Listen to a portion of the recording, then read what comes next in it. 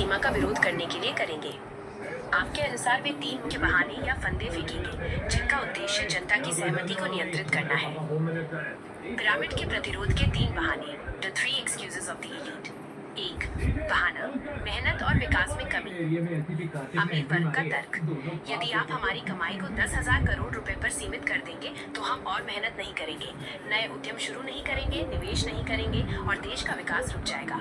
आपका पलटवार, सत्य, आप सही है कि यह एक खोखला तर्क है। जो लोग 10,000 रुपए की नौकरी के लिए पूरी मेहनत करते हैं उनके पास तो कोई सीमा नहीं है। वास्तव में धन पर सीमा लगाने से नवाचार, इनोवेशन कम नहीं होता, बल्कि अधिक लोगों को छोटे स्तर पर उद्यम शुरू करने के लिए प्रेरित किया जाता है, क्योंकि बड़ा संचय असंभव हो जाता है। ये धन को एक जगह जमा होने के बजाय बाजार में प्रसारित होने के लिए मजबूर करता है।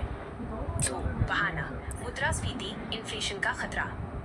अमीर वर्ग का तर्क, अगर हम ये सीमा लगाते हैं और अतिरिक्त पैसा छीनकर गरीबों में बांटते हैं या बैंक को दिवालिया होने से बचाते हैं तो मुद्रास्फीति बढ़ जाएगी और सबकी बचत खत्म हो जाएगी।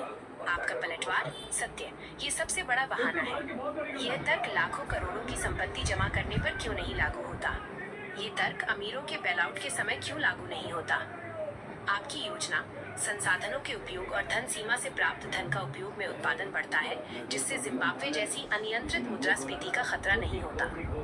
3 बहाना, ये हमारी संपत्ति पर सीधा हमला है। अमीर वर्ग का तर्क, यह चोरी है, सरकार हमारी संपत्ति को जबरन छीन रही है। आपका पलटवार, सत्य, आपने सही पहचान की। ये वही वर्ग है जो 5 लाख रुपए की जमा गारंटी पर आपकी संपत्ति डूबने को आर्थिक नियम कहता है और मुद्रास्फीति का बहाना देता है।